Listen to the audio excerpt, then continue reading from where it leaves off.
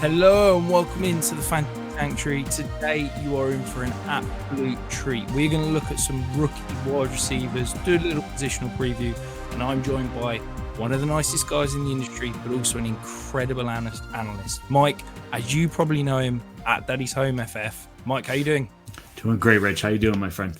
Yeah, very good. Thank you. Very good. Back for the third receiver positional preview. I think so far we'll call it 1-1, shall we say. I think you absolutely nailed 2021. I think I'll pat myself on the back and say I got 2022 pretty accurate through a year. So yeah, be interesting to see who comes out on top after this year. Yeah, looking forward to it.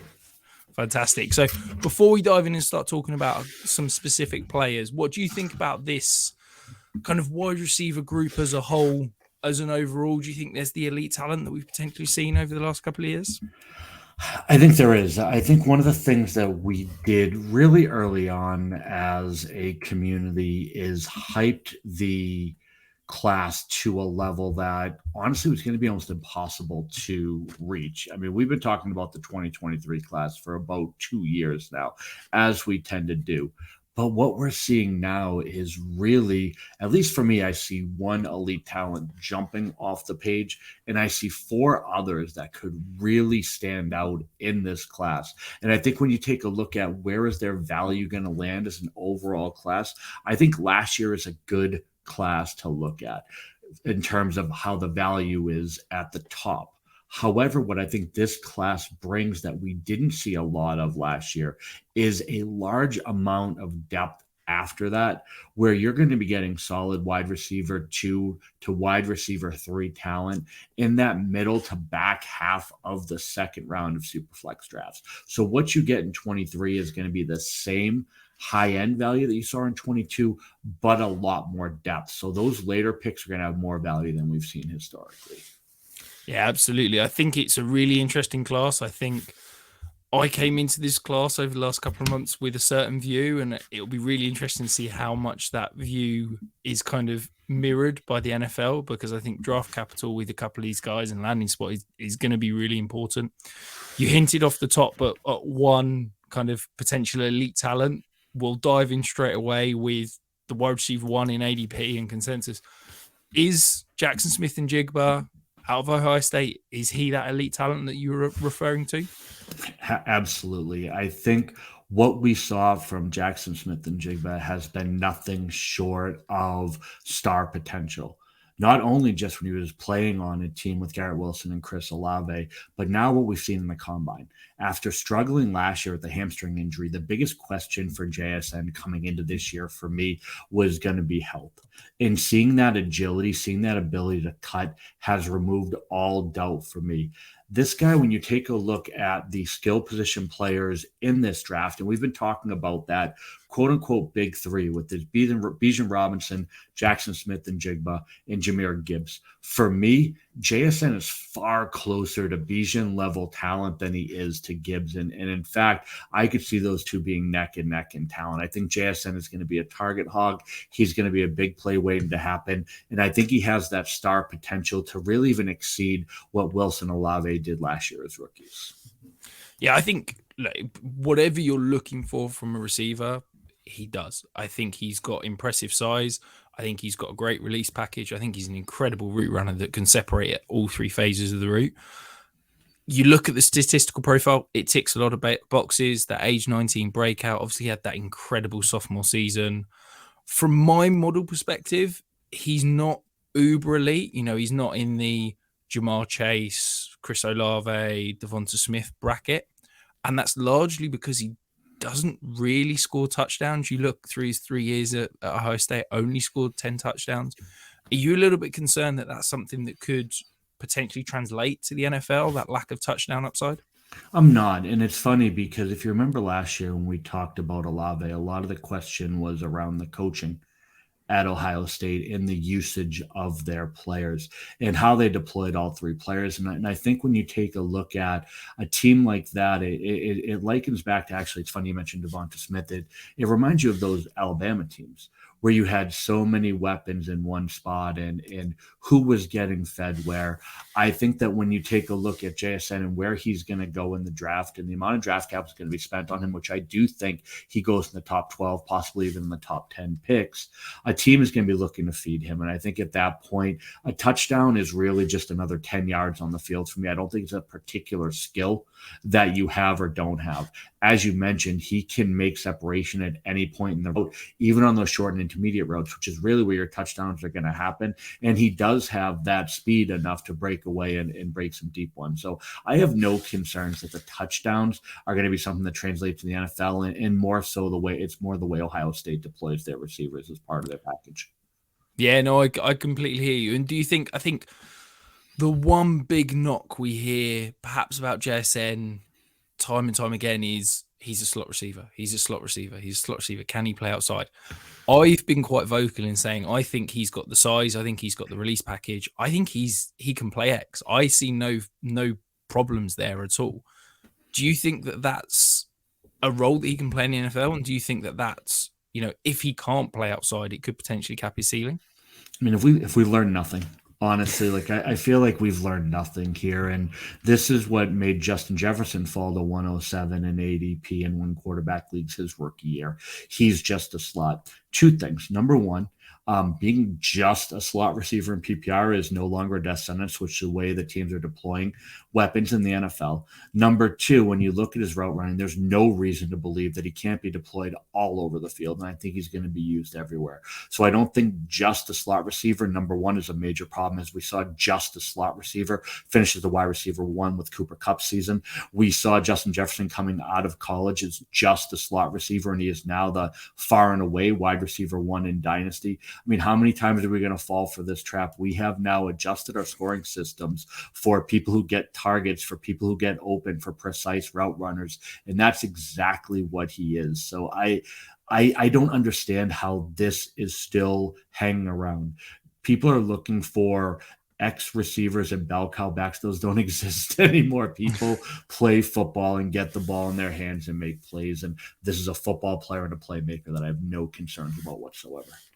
Yeah, 100%. I think the just a slot thing is just ridiculous. I've got a list of players here, okay?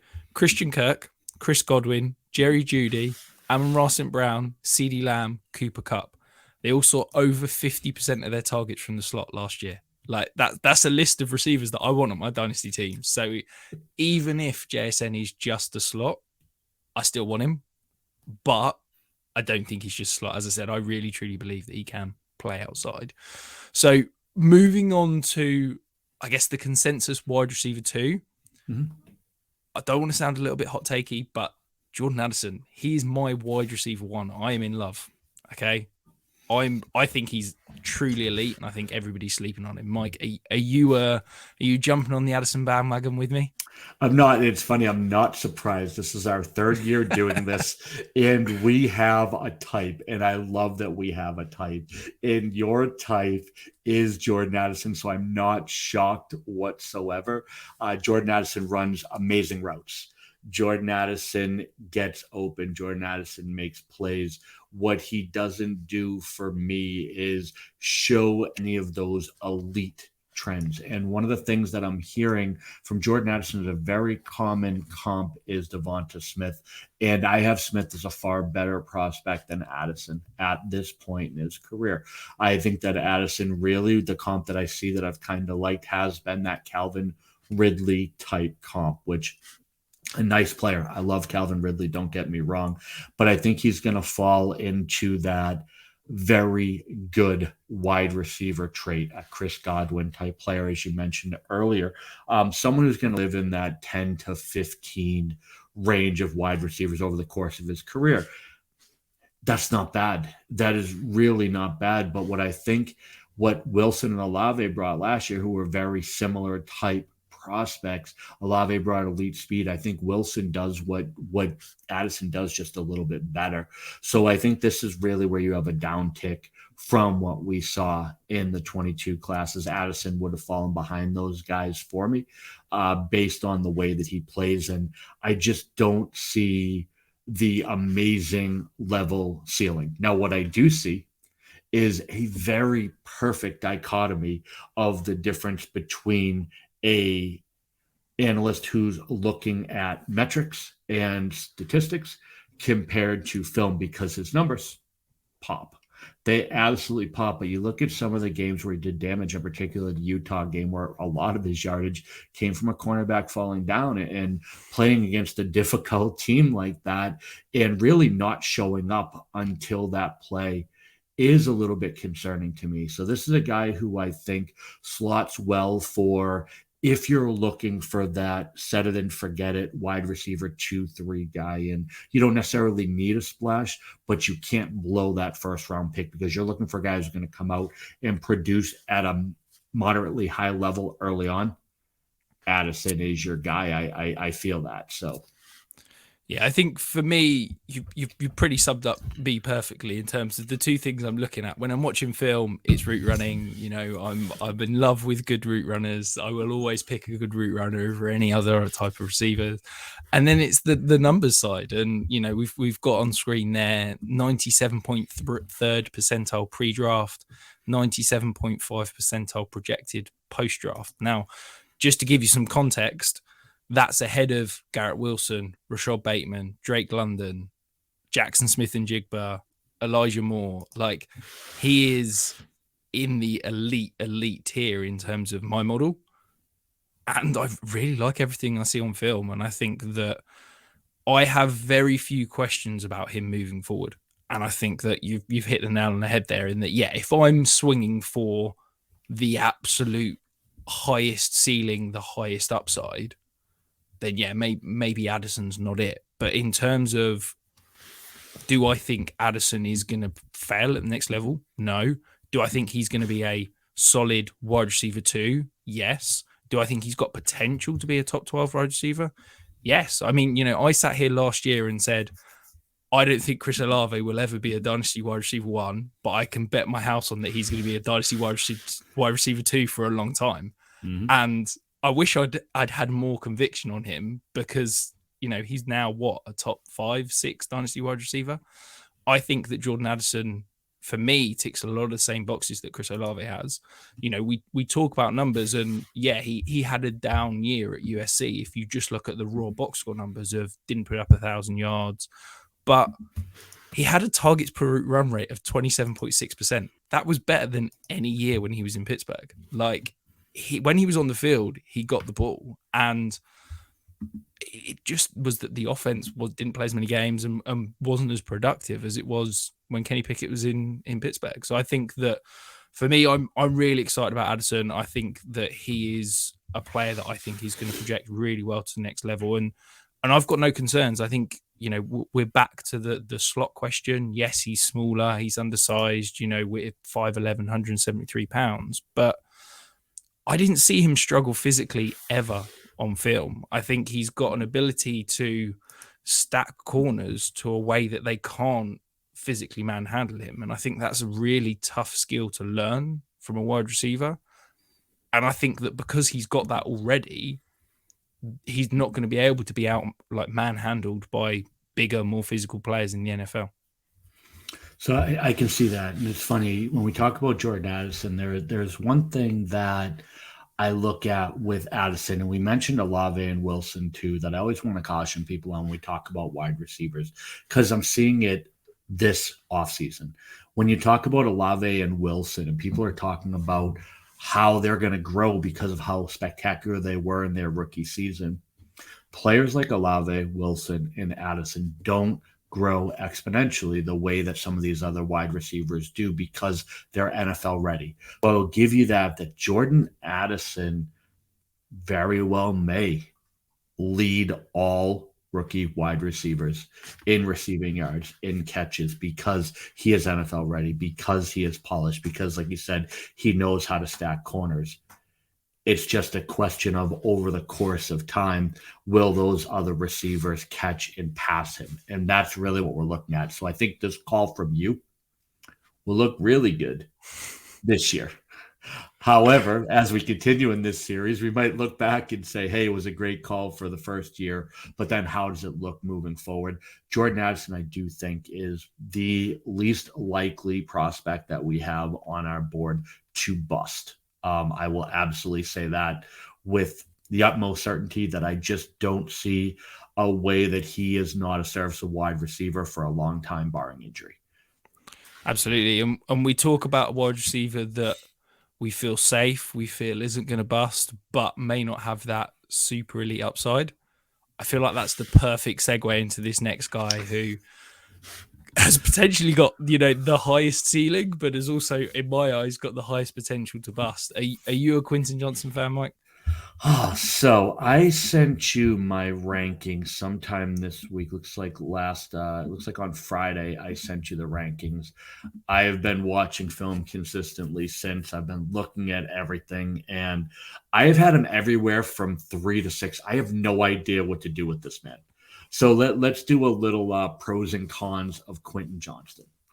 Pros in terms of the physical skills, in terms of the body type, in terms of the speed. Quentin Johnston is our prototype wide receiver in this class. So if you're team big wide receiver, he's kind of your only real option. Now, Njigba and Hyatt both hit the 6 foot point, but he's the most physically imposing wide receiver that we see. The second thing about Quentin Johnston is that he is impossible to tackle. The man cannot be tackled. Like, you see him in the open field, you see him breaking tackles, you see what he does, and it's nothing short of spectacular to watch this man run through people almost like a running back in a lot of ways, the way he breaks tackles.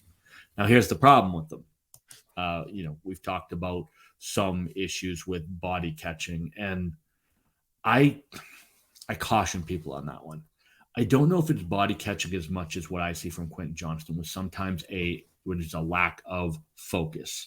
He seems to just not make plays sometimes. He seems to lose himself in the game. So when people say body catching because that's what they see in a particular play, a lot of time that's just not instinctual to snatch the ball and it got in on you a little bit in that moment because you were spaced. I've seen Quentin Johnston catch with his hands. His hands are just fine. I question his mental makeup. Now, here's the big thing, and I've been arguing with some of my friends on this, is that with Quentin Johnston, one of the things that I really kind of give him a pass for is I think Gary Patterson's a horrible football coach. I think he's horrific. So I don't know how much of it is that TCU was out there playing street ball with Deuce Vaughn and with Quentin Johnston, that they were not a disciplined offense.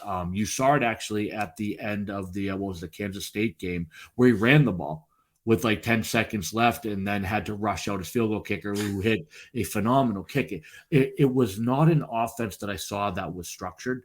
And very similar to the opposite of what we saw from Ohio State, where everyone has a role, they know what to do, and you can almost autopilot your role. With TCU and playing street ball, I'm not sure how much of that falls on him, which makes him the most compelling prospect, arguably, that we've looked at in our entire series. We've talked about this for 3 years. Quentin Johnston could light the world on fire. Or he could be Hakeem Butler. We literally, and I'm not even sure it's going to be an in-between, Rich. I think he's either going to be a wide receiver one or out of football in 3 years. Like, that's how much I can't get a good grasp on this guy. But how are you feeling?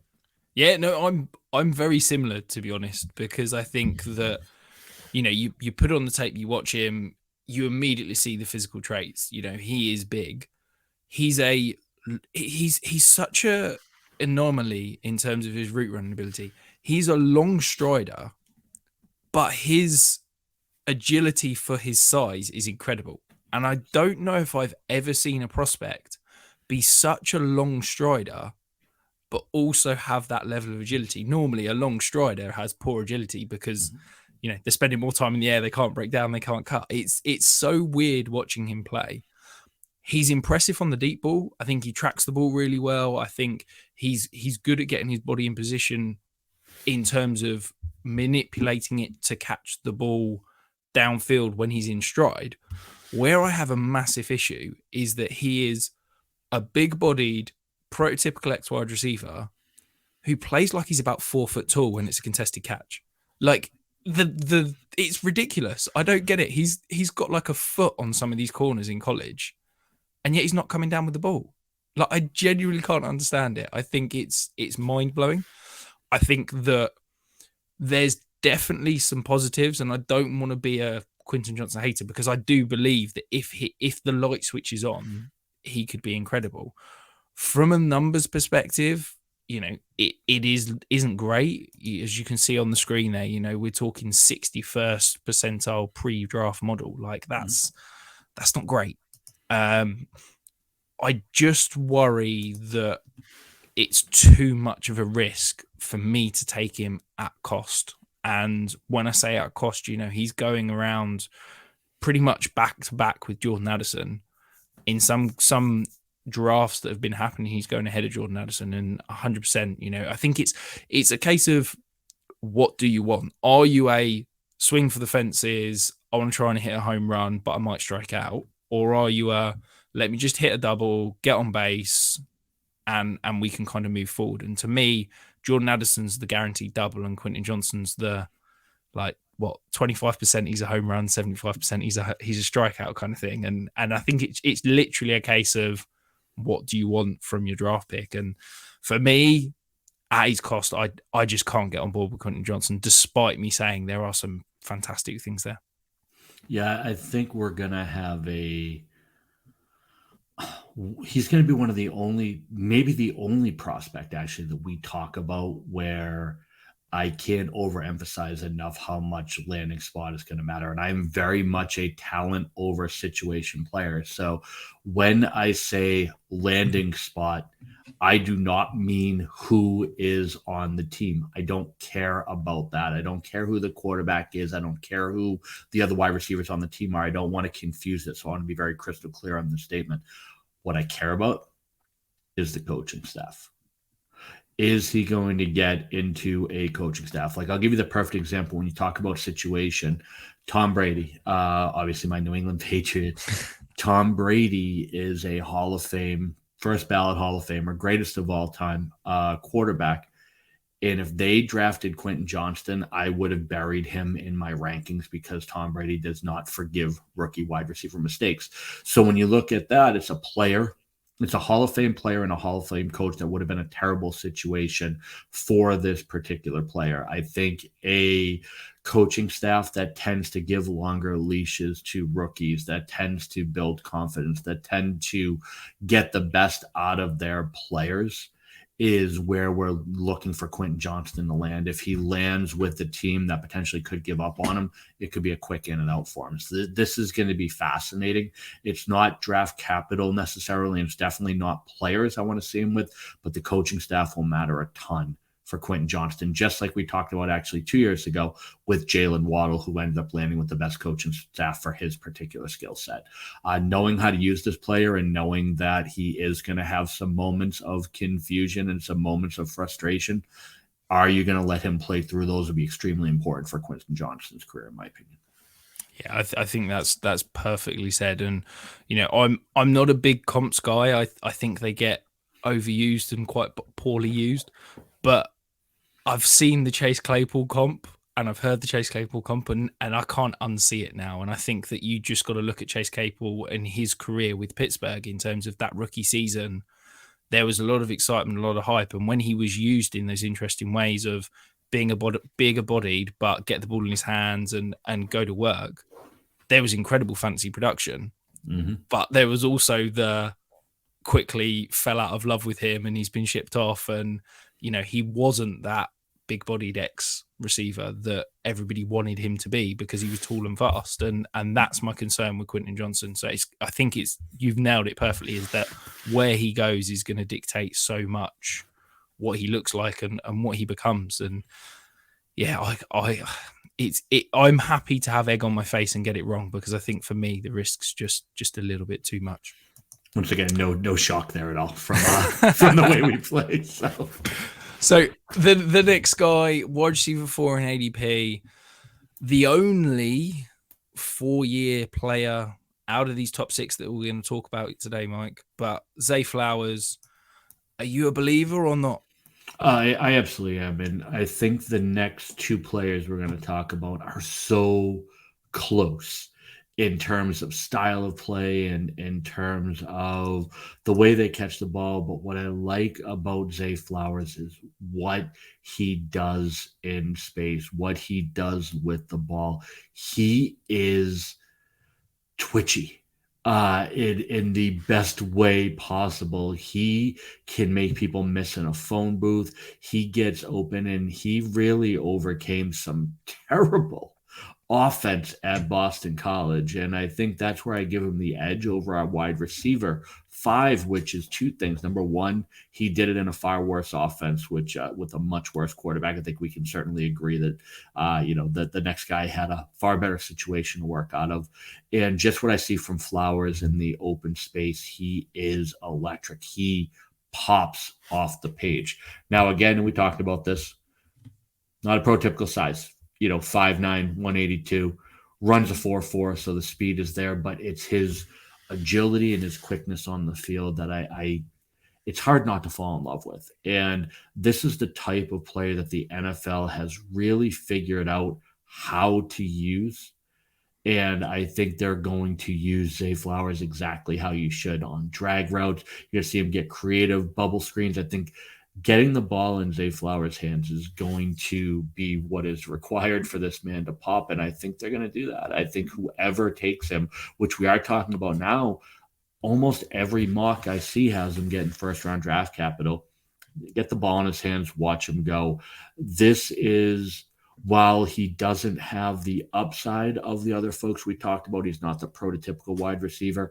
I don't think that he plays like an outside player. I think he definitely plays those underneath routes. That is his skill set, though he has the speed to go deep. I think he's better used in space on those intermediate routes. So I think that will cap the ceiling a little bit, but I think he's going to be a really solid player in the NFL and really, like I said, twitchy on the open field. He's going to be fun. And that's what we play this for. Zay Flowers is a very fun football player, and I'm looking forward to seeing him at the next level. Yeah, absolutely. And I'm going to be a fan. Good route runner, good analytical profile. I'm going to be a big believer.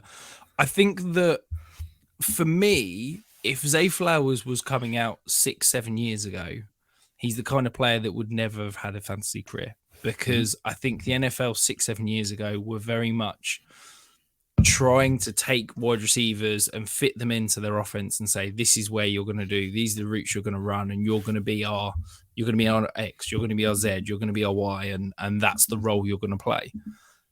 That's not the NFL now. And I think that the NFL has realized that we can take these elite talents and use them in interesting ways and use them in ways where they're beneficial. And I don't want that to sound like Zay Flowers is going to be like a gadget player at the NFL, where I think he could potentially be used on jet sweeps and those kind of screens and things like that. But I think that selling him massively short. I think he's a good enough route runner that he can play inside or outside. I think he's going to be a better slot than he will be outside. But I think that he's got that, as you said, elite burst. His separation in and out of breaks is fantastic. And I think that that's a skill that translates really well to the NFL. And I think there's also a really impressive kind of, I hate using this phrase because it's overused, but football brain, in terms of you watch him go against zone coverage, and time again, he's able to settle into those soft spots and find those gaps and be the quarterback's best friend. And, that's where it's going to help him at the NFL, that he's almost, a step ahead of most other rookies because he's so football smart. And I think that that's going to appeal to quarterbacks, coaches, and things like that. And it's going to get him on the field early. And if you get on the field early, you get targets, you get fantasy production. It just rolled from there. And I really believe in him. I think he's a really impressive player. And I think that, if I'm getting him at the back end of my first round, I'm very, very happy come rookie drafts. Yeah, absolutely. And honestly, you have to be that type of player when you're a 4-year player coming out. That has to be the expectation. If the light hasn't turned on for the football smarts at this point, that would be a major red flag. But like you said, it's there. Everything you need. And another guy you could expect a solid rookie season from. He comes NFL ready, which you love to see. Yeah. Now we'll move on to the next guy. I have these guys so close, and from an analytical perspective, they're almost identical. So Zay Flowers is an 89th percentile. Josh Downs, our wide receiver 5 in ADP, he's 88.9th percentile for me. They literally couldn't be closer. Are you a believer in Josh Downs? Yeah, and I have them very similar to you. And if you're in a situation when you're in your draft and both are on the board and you have any opportunity to trade down, you're taking just about anything to move down that one pick and take the player who falls. So if you have someone in your league that loves Flowers or loves Downs, trade with them and get the other guy. That's how close they are. The tiebreakers for me were twofold. Number one, Zay Flowers a little bit more in space. Josh Downs gets what's there, and obviously he was a punt return, so it's not that he can't make moves in space. I just don't find him as electric with the football in his hands. I didn't see him gaining more yards than were there as often as Zay Flowers did.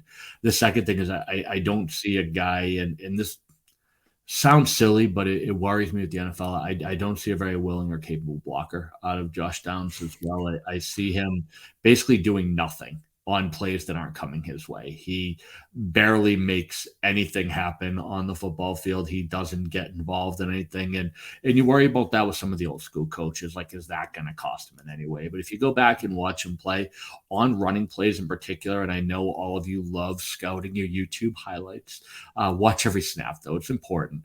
And if you watch every snap of Josh Downs on the running plays, that man hasn't touched the cornerback in probably 7 straight weeks. Hasn't put his hands on one. He runs this little, what looks like an out route, and if it doesn't work, the cornerback runs right by him, and nobody bats an eye. So just little nits with Josh Downs, and it may seem like nitpicking because it is. These guys are so close. I mean, when you look at their physical makeup, almost the same. Flowers has 10 pounds on him.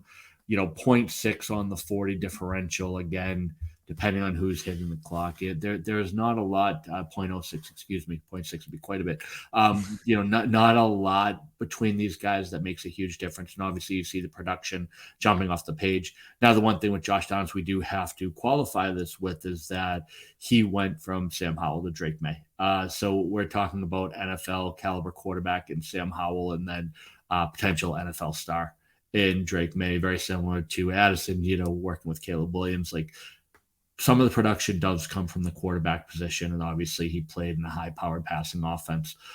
So very similar. The production, like I said, is still there. It's not, even if you play with these guys, you still have to produce. So I think you have a very good player, a very safe player. I just have him a little bit below Zay Flowers for the reasons I mentioned. Yeah, I think I'll be honest, I think you were probably a bit too generous when you said that he's non-existent as a blocker. I think it's even worse than that. I think that's my massive concern with Josh Downs. I'll come on to the positives in a second, but I worry that because he's non-existent and as a blocker, that basically means he's going to be off the field in 2 wide receiver sets. And depending on the offense you go, that could be 30, 40% of snaps that you're not on the field for. And if you're losing snaps to not be on the field, you're not going to be running as many routes. You're not going to get the opportunities, and you're not going to produce. And that's a screaming concern for me. However, I think he's a fantastic route runner. I think he can separate easily. I think his body control may be some of the best in the class. I think you saw it time and time again in terms of contested catchability, but also ability to kind of contort his body and snag balls away from his frame.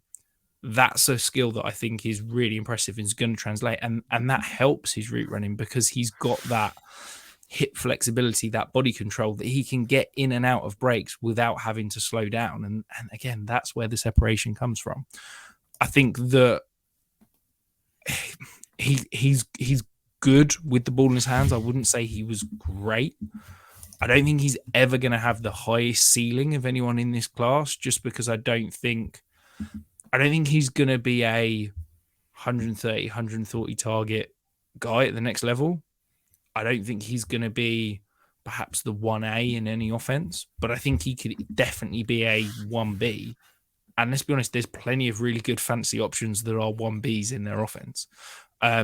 I think if I can get him at the back end of the first round, as I said with Zay Flowers, I'm really happy. I think there's more concerns and more question marks on Josh Downs than Zay Flowers, but there's also a year younger in terms of production and time in college, and there's a lot to like. And I don't want this to come across as that I'm being negative, because I do really like Josh Downs, and I think that he's going to be a steal at the back end of first rounds, or in some drafts I've seen that you can get him at the beginning of the second, which happy days. I just think that there's a couple of concerns that could impact him getting on the field, and that's a worry when it comes to fantasy production. So the next guy, this is the guy that I'm probably got the widest opinion on, in terms of when I looked at the film, when I looked at the numbers, they didn't marry up at all, if I'm being honest. Jalin Hyatt, obviously crazy fast, pretty skinny. Are you a believer? Do you think there's some fancy production there? Some, sure. I find Hyatt to be hilarious in a lot of different ways. Number one is it shows how ridiculous we can get about the combine. Jalin Hyatt is fast with football pads on. Why does anybody care what he ran in the 40, which, by the way, 4.4 flat is extremely fast. Chris Olave ran, what, a 4.39? And we talked about how he was lightning in a bottle. And then what I hear is, well, the reason why I'm concerned is because he's a one-trick pony and all he does is go deep. I'm like, yeah, but if you watch the film, he goes deep quite well. And he was beating power conference cornerbacks fairly regularly. Now, the touchdowns certainly mess with the model. 15 of his 19 career touchdowns came this year. 1,200 of his 1,600 yards came this year. There's a lot to be concerned with. Where is he going to end up?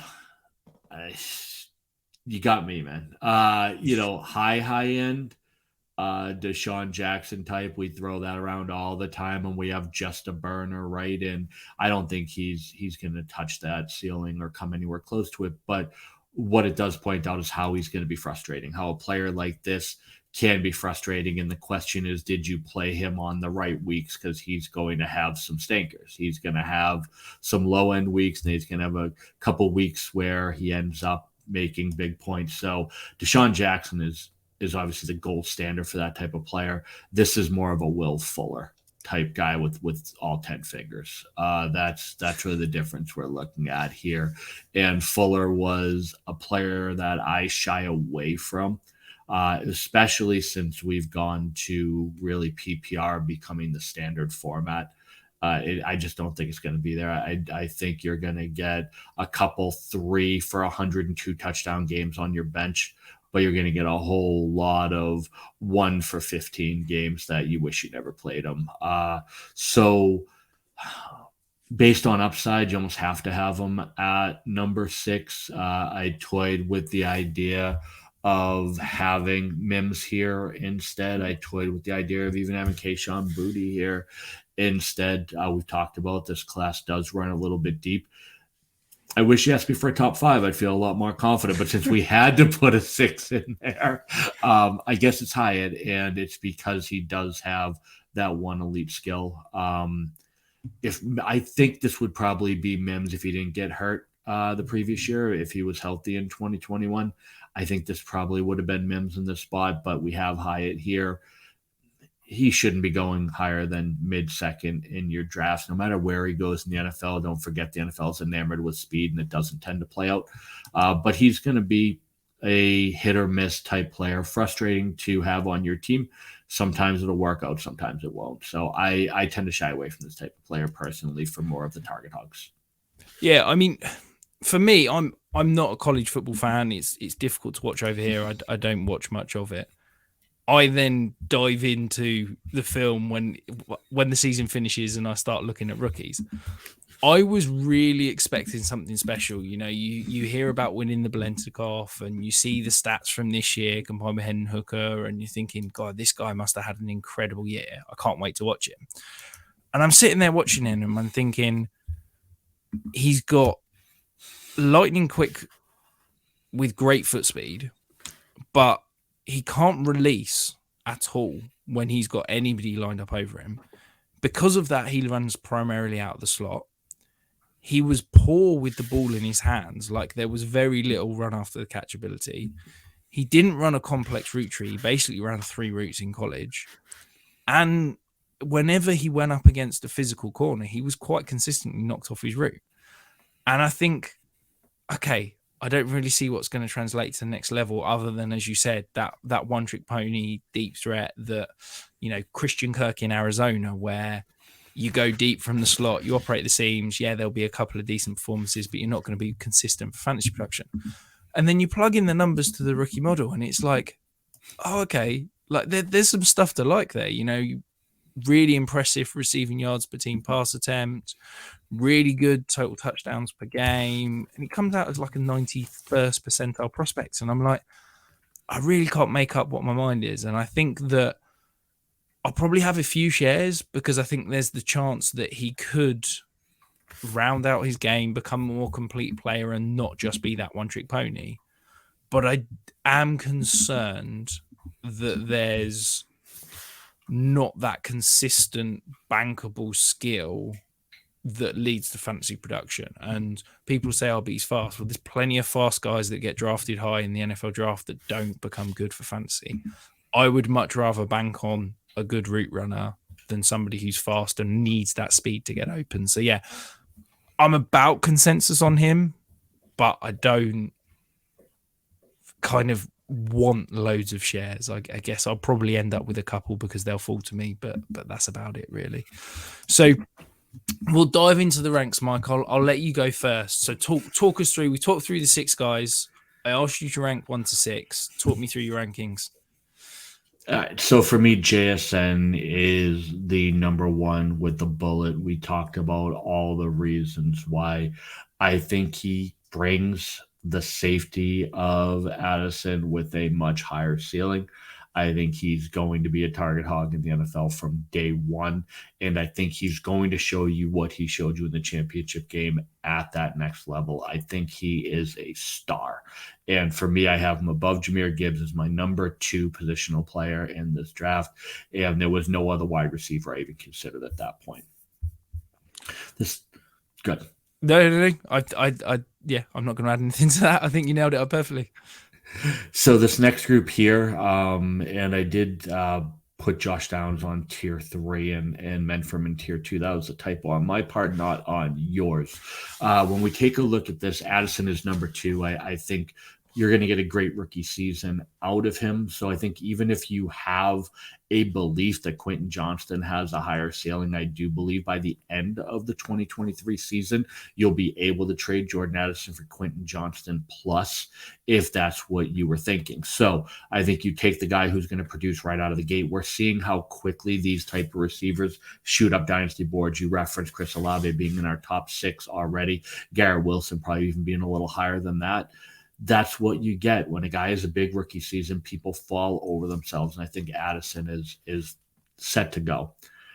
But man, these next 3, Flowers, Downs, and Johnston, I have had Quentin Johnston anywhere from 3, 4, and 5, depending on the hour or the minute. Even when we were talking, I was going back and forth. Maybe I am just a diehard team big wide receiver that has Johnston here. I do think the ceiling is incredible, as you said, if the light bulb turns on. But I think it's a huge risk. I am very much if you're not first or last player, anyone who's watched the series knows the difference between us and knows that I'm swinging for who's the best. And I think out of anybody in this group, Quentin Johnston has the opportunity to be in that elite class of wide receivers over anybody else in this group. I just don't know that he gets there. So that's where I have him at number 3. Flowers and Downs we talked about. And then Hyatt, obviously, I'm just not a fan of. I'm not a fan of really anybody coming into that top 5. There was no competition for anybody to jump over Flowers and Downs at any point to join that top 5. Like I said, Hyatt, Mims, and Booty round out that kind of next group, but don't touch those guys. And then Hyatt, just one trick pony. But hey, maybe he gets a few and you get some productive weeks out of them. But that's how I ranked them. So obviously we have some of the similarities, but that bottom 8 ranking looked quite a bit different than mine. Yeah. So for me, I believe everything you said. I'm very similar on JSM, but I'm a big believer in Addison. And I think that to me, you can interchange them. They're wide receiver 1, wide receiver 2. In most leagues, I probably wouldn't draft Addison over JSN, because I think that if I'm in that situation where I'm on the board and both of them are available, I'm probably trading back one spot, getting Addison plus something rather than drafting JSM, because that's just the way I'd have it. No shock for me that, Flowers and Downs are my wide receiver 3, wide receiver 4. They're my type. They're the guys that I love. And then, look, Hyatt and Johnston, I probably won't end up with many shares. I think there's absolutely a world where we could sit here in a year and be like, you know what, Quentin Johnston's a wide receiver 1 in Dynasty, Jalin Hyatt's a superstar. Like, I could see that. But for me, I'm just not banking on it. And that's the kind of player I am. I'd much rather hit that nice safe double, get on base and move forward there. So, yeah, I think for me as well, there is a big tier break after those top 6. I've got, Keishon Boutte, Rashee Rice, Marvin Mims, Cedric Tillman. Like, I like some of those guys. I think they've got some good traits. I really like Marvin Mims, but that's a big cutoff from those top 6 to the next set. But that rounds us out, Mike. Thank you ever so much for coming on. It is always one of my favorite shows. I look forward to this every year. I hope you'll come back and join me again next year when we can talk about the next class, the next set of wide receivers. Remind everybody whilst they're watching, where can they find you? Where can they find your work? So Daddy's Home FF on Twitter, you can always find me. I try to interact with everybody, hit every notification I get. So any questions you have in the offseason, give me a holler. During the offseason, I write for Dynasty League Football, usually focused on strategy articles. And then in season, I write a weekly sleeper article for TrophySmack, where I find people outside of the top 20 consensus rankings on ESPN. And I tell you who's going to hit at the top 10 of their positions. You can get ahead of those free agent boards. And just as a preview for when we do this next year, I will have Marvin Harrison Jr. as my number 1. So we can get that out of the way now, and then we can talk about 2 through 6 after that, because man, am I excited about that kid coming out next year. That sounds wonderful. I think, there's plenty of leagues I'm in where the hype is out of control. But whilst you're here, if you've made it this far, make sure you're liking and subscribing. There's plenty more content coming. Obviously, we've got that 500 subscriber giveaway, plenty of really interesting goodies that you can win. And we're approaching that number. So we'll be back soon. We're going to have some tight end previews coming up. Make sure you're following along.